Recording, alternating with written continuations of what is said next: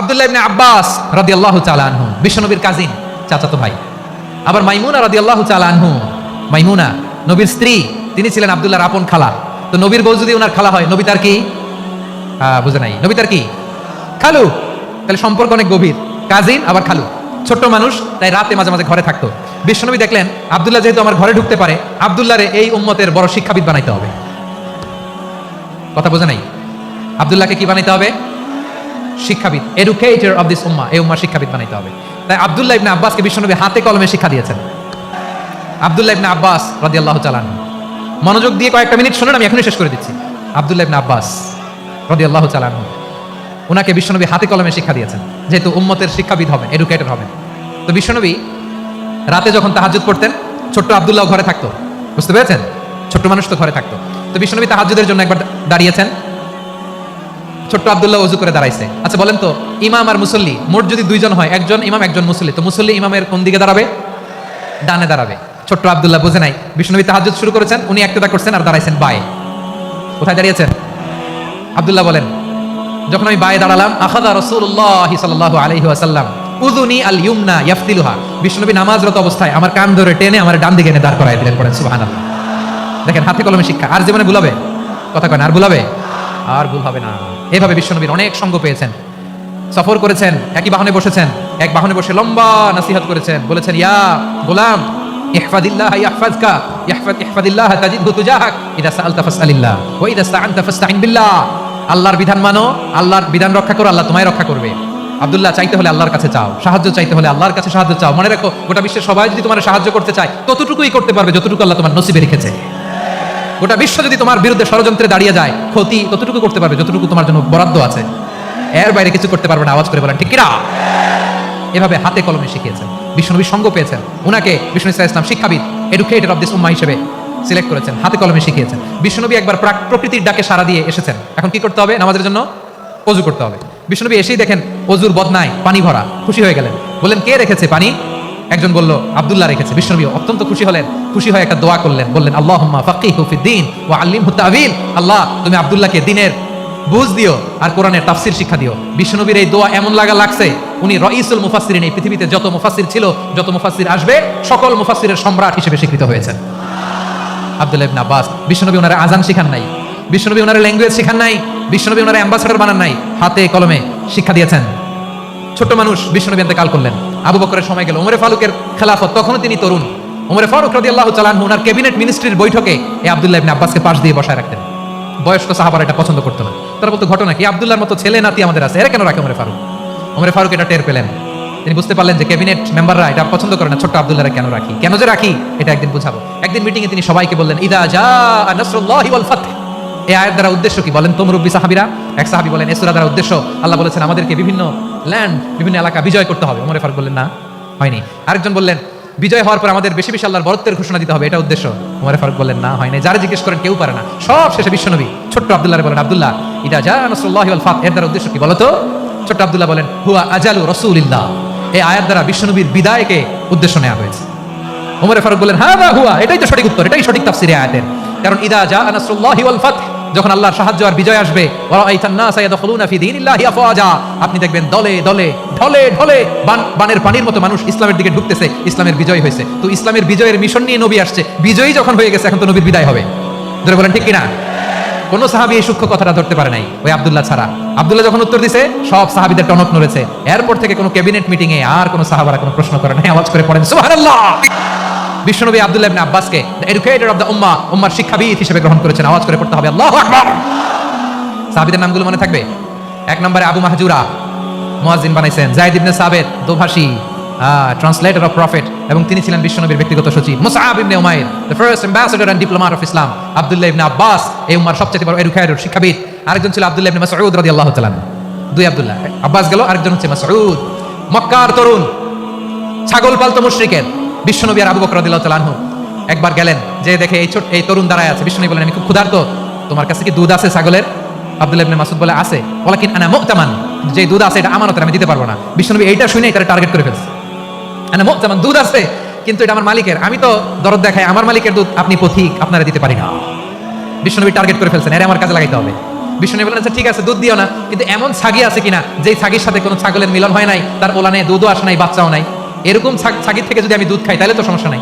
বলতেছে এরকম ছাগির থেকে দুধ খাইলে সমস্যা নাই, কারণ এরকম ছাগির ওলান থেকে দুধ আসবেও না। বলতেছে ঠিক আছে এরকম একটা ছাগি নিয়ে আসা হলো। বিষ্ণুনবী বিসমিল্লাহ বলে ওই ছাগির ওলানে হাত দিলেন। হাত দিতে দেরি পুরো ওলানটা দুধে ভরে যেতে দেরি হয় না। বিষ্ণুনবী আবু বকর রাদিয়াল্লাহু তাআলা আনহু দহন করে পেট ভরে খেলেন। এই দৃশ্য আব্দুল্লাহ ইবনে মাসউদের হৃদয়ে দাগ কাটলো। এই মুআজিজা দেখে তিনি বললেন আশহাদু আল্লা ইলাহা ইল্লাল্লাহ ওয়া আশহাদু আন্না মুহাম্মাদুর রাসূলুল্লাহ। তিনি ষষ্ঠ মুসলিম ছিলেন, 6 নম্বর মুসলমান। ওনাকে টার্গেট করে বিশ্বনবী দেখলেন এমন ইন্টেলেকচুয়াল ব্রেন, উনি সূক্ষ্ম সূক্ষ্ম জিনিস বুঝে বেশি, ফিকহি জ্ঞান ওনার মধ্যে বেশি। বিশ্বনবী ওনাকে কোরআনের জ্ঞান শিক্ষা দিতে লাগলেন। উনি বিশ্বনবী সবার কাছে কোরআন শোনা, কিন্তু বিশ্বনবী নিজে আব্দুল্লাহ ইবনে মাসউদের কাছ থেকে কোরআন শুনতো। বিশ্বনবী একবার বললেন ইকরা আলাইয়া ইয়া মাসউদ, ইবনে মাসউদ একবার শোনাও তো কোরআন দেখি। আব্দুল্লাহ ইবনে মাসউদ বলে আকরাউ আলাইকা ওয়া আলাইকা উনজিল, নবী আপনার উপর কোরআন নাজিল হয় আর আমি আপনার সামনে কোরআন পড়বো। বিশ্বনবী বললেন ইন্নী উহিব্বু আন আসমাআহু মিন গায়রি, আমি নিজে পড়তে যেমনি ভালোবাসি অন্যে পড়ুক আমি শুনবো, এটাও আমি ভালোবাসি। সূরা নিসা তিনি তেলাওয়াত করে শুনিয়েছেন। এমন সূক্ষ্ম বিষয় বিশ্বনবী ওনাকে ধরিয়ে দিয়েছেন। উনি হয়ে গিয়েছেন আব্দুল্লাহ ইবনে আব্বাস, হয়েছেন রাইসুল মুফাসসিরিন, উনি হয়ে গিয়েছেন ফাকিহুল উম্মাহ। ওনার চাইতে বড় ফকিহ এই পৃথিবী আর দেখবে না, চিল্লায় বলেন সুবহানাল্লাহ। উনি বলতেন ওয়াল্লাহি ইল্লাযী লা ইলাহা গায়রু মা উনজিলাত সূরাতুন ইল্লা ওয়া আনা আ'লামু আইনা উনজিলাত ওয়া ফীমা উনজিলাত। বিশ্বনবী এমন ভাবে কোরআনের দার্স আমাকে দিয়েছেন, কোরআনে যত সূরা নাজিল হয়েছে, যেখানে নাজিল হোক না কেন আমি জানি এটা কোথায় নাজিল হয়েছে এবং কোন প্রেক্ষাপটে নাজিল হয়েছে। এমন একটা সূরা নাই যে সূরার কোথায় নাজিল হয়েছে আমি মাসুদের জানা নাই, কোন প্রেক্ষাপটে নাজিল হয়েছে আমার জানা নাই। এরকম ঘটবে না, চিল্লায় বলেন আল্লাহু আকবার। এই আব্দুল্লাহ ইবনে মাসউদ রাদিয়াল্লাহু তাআলা ওমর ফারুকের সময় কুফার চিফ জাস্টিস ছিলেন। কুফা নগরীর চিফ জাস্টিস বুঝেন নাই? বিচারপতি। কি ছিলেন? সবাই বলে নাই কি ছিলেন? বিচারপতি ছিলেন। এবং ওনার যে ফিকহি জ্ঞানের ধারা, এটাই আলকামা, ইব্রাহিম আন-নাখাঈ, হাম্মাদ ইবনে সুলাইমান হয়ে ইমাম আবু হানিফা পর্যন্ত পৌঁছেছে। এবং ওনার ফিকহি জ্ঞানের ধারাই হানাফি মাযহাবে অ্যাকসেপ্ট হয়েছে। আজও এগুলো হানাফি মাযহাবে চর্চিত হয়। হানাফি মাযহাবের সব ফিক আব্দুল্লাহ ইবনে মাসউদের ফিকহি জ্ঞানের ধারা থেকে নেওয়া হয়েছে, চিল্লায় পড়েন সুবহানাল্লাহ। তাহলে ওনাকে বিশ্বনবী বানিয়েছেন জুরিস্ট, আইনবিদ, ফকিহ। ওনারে আযান শিখান নাই। হিউম্যান রিসোর্স ডেভেলপমেন্ট কিভাবে করবেন, মানব সম্পদের উন্নয়ন কিভাবে করতে হয়, কিভাবে যার যেখানে প্রতিভা কাজে লাগাতে হয় উনি দেখিয়েছেন। সুবহানাল্লাহ পড়বেন না? খালিদ বিন ওয়ালিদ নাম শুনছেন? কে কে শোনেন নাই হাত তোলেন। কি ছিলেন? বীর যোদ্ধা ছিলেন খালিদ বিন ওয়ালিদ। কিন্তু তিনি ইসলাম ধর্ম গ্রহণ করেছেন অনেক দেরিতে, 8ম হিজরিতে। তার মানে 8ম হিজরির আগে উনি মুশরিকদের পক্ষে লড়াই করেছেন। ওনার হাতে কত মুসলিম সাহাবী যে নিহত হয়েছে হিসাব নাই।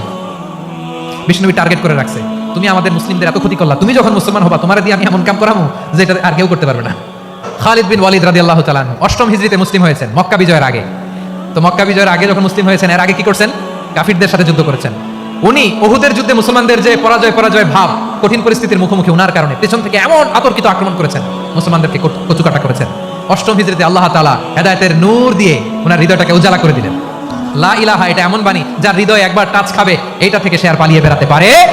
ঝিনুকের ভেতর লুকিয়ে থাকে যেমন মতি, ঝিনুকের ভেতর লুকিয়ে থাকে যেমন মতি, কলমা শাহাদাতে আছে আল্লাহর জ্যোতি, কলমা শাহাদাতে আছে আল্লাহর জ্যোতি। ঠিক কিনা বলেন? মক্কা বিজয়ের আগে মুসলিম হলেন, হওয়ার পরেই বিশ্বনবীর টার্গেট ফুলফিল হলো। ওই যে টার্গেট করে রেখেছেন আর দোয়া করেছেন, খালিদ বিন ওয়ালিদ যদি মুসলিম হয় তাকে আমি মিলিটারি চিফ বানাবো। ওনাকে আজান শিখান নাই, ওনারে কান ধরে নামাজের এই মাথা থেকে ওই মাথা আনান নাই, ফিকহি কোরআনের সূক্ষ্ম তাফসীর ওনারে শিখান নাই, অ্যাম্বাসেডর বানান নাই। বিষ্ণু ইসলাম ওনাকে সামরিক অভিযানে প্রেরণ করেছেন। সামরিক অভিযানেতেই প্রেরণ করেছেন। ওনার জীবদ্দশায় ওনার নেতৃত্বে যতগুলো যুদ্ধ হয়েছে একটা যুদ্ধেও তিনি পরাজয় বরণ করেন নাই। ওমর ফারুকের সময়কালে তিনি চিফ অফ মুসলিম মিলিটারি মানে মুসলিম সেনাপতি হয়েছেন। যশোর আওয়াজ করো, ঠিক কিনা বলো? সেনাপতি, মুসলিম সেনাপতি। তাহলে কিভাবে হিউম্যান রিসোর্স ব্যবহার করতে হয় গোটা বিশ্ব আমার নবীর কাছ থেকে শিখে না। খালিদ বিন ওয়ালিদ, ওনাকে বিশ্বনবী একটা উপাধি দিয়েছেন। উপাধিটা হচ্ছে সাইফুল্লাহিল মাসলুল, আল্লাহর নাঙ্গা তরবারি, আল্লাহর খোলা তরবারি, দ্য ওপেন সোর্ড অফ আল্লাহ। খালিদ বিন ওয়ালিদ মুসলিম সেনাপতি। হাসান বিন সাবেত নাম শুনছেন? দেখি উনি কি ছিল বলেন? রাসূলের সভা কবি, কালচারাল হিজিমনিকে ডিফিট করার জন্য। উনি ভালো অস্ত্র চালানো জানতেন না, ওই কাজে উনি যেতেন না। ওনার ছিল কাব্য প্রতিভা। কাফিররা কবিতা দিয়ে নবীকে গালি দিত। বিশ্বনবী বলতেন, ইয়া হাসান আজিব আন রাসূলিল্লাহ, তুমি নবীর হয়ে কাফেরদের এই কথাগুলোর জবাব দাও। বিশ্বনবীর একটা মিম্বার ছিল। বিশ্বনবীর মিম্বারের পাশাপাশি মসজিদে নববীতে এই হাসান বিন সাবিতের জন্য বিশ্বনবী একটা স্পেশাল মিম্বার বানিয়ে দিয়েছেন। এখান থেকে তুমি জবাব দাও। এবং বিশ্বনবী বলেছেন, আল্লাহুম্মা আইয়িদহু বিরূহিল কুদুস। আল্লাহ, হাসান আমার পক্ষে জবাব দেয়, তুমি জিবরাইল মারফত তাকে সাহায্য পাঠাইয়া দিও। রাসূল সাল্লাল্লাহু আলাইহি ওয়াসাল্লামের সভাকবি, the poet of the prophet, নবীর কবি। তিনি কবিতা দিয়ে, এমন উচ্চাঙ্গের ভাষায় কবিতা দিয়ে তিনি জবাব দিতেন, কাফিরদের গা শিহরে যেত, তাদের হৃদয়ে আগুন ধরে যেত। তাহলে এরকম কবিরও দরকার আছে না নাই? এখন যাকে আল্লাহ দিছে কাব্য প্রতিভা, এরা যদি আপনি যুদ্ধের ময়দানে পাঠান হবে? যারা দিছে সুরেলা গলা, এরা যদি অ্যাম্বাসেডর বানান হবে না। হাসান বিন সাবিত ছিলেন বিষ্ণু ইসলামের কবি। হুযায়ফা ইবনুল ইয়ামান বিষ্ণুনবীর গোয়েন্দা বিভাগের প্রধান। কিসের প্রধান? হুযায়ফা ইবনুল ইয়ামান, ওনার ছিল ডিটেকটিভ মাইন্ড, গোয়েন্দা বিভাগের প্রধান। এবং উনি হচ্ছেন সাহিবু সিররি রাসূলিল্লাহ, রাসূল সাল্লাল্লাহু আলাইহি ওয়াসাল্লামের গোপন তথ্যের ধারক বাহক। নবীর যেই কথা কেউ জানে না, সব হুযায়ফার পেটের ভিতরে ছিল। সুবহানাল্লাহ পড়েন। মদিনার যত ইহুদিদের একটা লিস্ট ছিল, এই লিস্ট শুধু দুইজন জানতো, বিশ্বনবী আর হুযায়ফা। সুবহানাল্লাহ পড়বেন না? তাহলে ওনাকে কোন দায়িত্ব দিছে? কোন বিভাগ? যশোর, আওয়াজ করো, কোন বিভাগ? গোয়েন্দা বিভাগের হেড ছিল। খন্দকের যুদ্ধে প্রচন্ড আজকের মতো শৈত্য প্রবাহ, মাটি খনন করতে করতে সাহাবীদের পেটে ক্ষুধা নাই, দাঁড়াইতে পারে না নামাজের জন্য, এত ক্লান্ত, ক্লান্ত শ্রান্ত। বিশ্বনবী বলেন, কে আছো এই কঠিন শীত, এই ভয় আর ক্ষুধার মধ্যেও খন্দকের পরীক্ষা টপকে শত্রুর শিবিরে যে আমাকে তথ্য দিবা, কে আছো? কারো গায়ে শক্তিই নাই যে দাঁড়াবে, কেউ দাঁড়ায় না। বিশ্বনবী তখন নিজে হুযায়ফাকে ডাক দিলেন, হুযায়ফা, যে আমাকে আজকে শত্রুর শিবিরের তথ্য এনে দিবে, সে জান্নাতে আমার মোরাফাকে আমার সঙ্গী হবে। হুযায়ফা রাদিয়াল্লাহু ইবনুল ইয়ামান জীবনের ঝুঁকি নিয়ে এই ক্ষুধা, শৈত্য প্রবাহ, কোল্ড ওয়েভসকে উপেক্ষা করে পরীক্ষা টপকে শত্রু শিবিরে যে সবার কথাগুলো চুপে চুপে শুনে বিশ্বনবীর দরবারে এসে গোয়েন্দাদের মতো তথ্য সরবরাহ করেছে। বিশ্বনবীর গোয়েন্দা বিভাগের প্রধান হুযায়ফা ইবনুল ইয়ামান ইন্টেলিজেন্স বিভাগ চালাতেন। মুনাফিকদের নাম ওনার কাছে ছিল। মুআয ইবনে জাবাল মদিনা রাষ্ট্রের সবচেয়ে সিনিয়র আমলা ছিলেন। আমলাতন্ত্র চিনেন তো? প্রশাসনিক কাজ যারা চালায়, অ্যাডমিনিস্ট্রেশন বুঝেন না? The department of administration. মদিনার রাষ্ট্রের সিনিয়র আমলা মুআয ইবনে জাবাল মুতাখাসসিসুন ফিল হালাল ওয়াল হারাম, হালাল হারামের স্পেশালিস্ট ছিলেন। বিশ্বনবী উনাকে ইয়ামানের গভর্নর করে পাঠিয়েছেন। বলেছেন, ইন্নাকা তা'তি কওমান আহলা কিতাব, এমন গোষ্ঠীর কাছে যাবা ইহুদি নাসারা, আগে শাহাদা পড়লে এরপর নামাজের দাওয়াত দিও, নামাজ পড়লে যাকাতের দাওয়াত দিও। গভর্নরের অ্যাটিটিউড যেমন থাকে তেমন অ্যাটিটিউড ধরে রেখো। সুবহানাল্লাহ পড়েন। তাহলে মুআয ইবনে জাবালকে দিয়ে বিশ্বনবী কবিতা লেখায় নাই, চিঠি লেখায় নাই, আজান দেওয়ায় নাই। সুবহানাল্লাহ পড়বেন না? সব শেষ সাহাবী বলি, আবু হুরায়রা রাদিয়াল্লাহু তাআলা নাম শুনছেন? বিড়ালের বাবা। কি করতেন? খালি হাদিস মুখস্থ করতেন।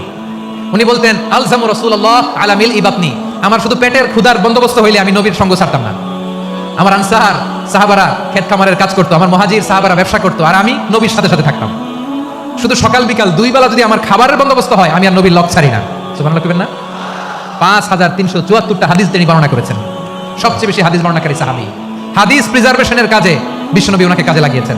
উনি একদিন বলেন, ইয়া রাসূলুল্লাহ আসমা'ু মিনকা কাসীরান ফালা আহফাজু, নবী অনেক কথা শুনি, আমার মনে থাকে না। বিশ্বনবী বললেন, তাই? উবসুত রিদাক, তোমার চাদরটা বিছাও। আবু হুরায়রা বিছালেন, বিশ্বনবী হাত বুলায় দিলেন, এরপর অনেক হাদিস বর্ণনা করলেন। আবু হুরায়রা বলে, তারপর থেকে বিশ্বনবী যাই বর্ণনা করে আমি শুনি, আর একটাও ভুলি না। এখন সুবহানাল্লাহ। বিশ্বনবী ওনাকে হাদিস প্রিজার্ভেশন, নবীর যে লক্ষ্য হাদিস প্রিজার্ভেশনের এই দায়িত্ব দিয়েছেন সাইয়েদনা আবু হুরায়রা রাদিয়াল্লাহু তাআলা আনহুকে। প্রিয় ভাইরা, তাহলে 10 জন সাহাবীর কথা যে বললাম, আপনারা কি খেয়াল করেছেন কত বড় ট্যালেন্ট হান্টার, চৌকস ট্যালেন্ট হান্টার ছিল আমার নবী। এক একজনের এক এক ট্যালেন্ট, এক এক কাজে অ্যাসাইন করেছেন, এক একজনকে এক এক দায়িত্ব দিয়েছেন, এক একজনের প্রতিভাকে এক একভাবে বিকশিত হওয়ার সুযোগ দিয়েছেন। আওয়াজ করে বলেন ঠিক কি না?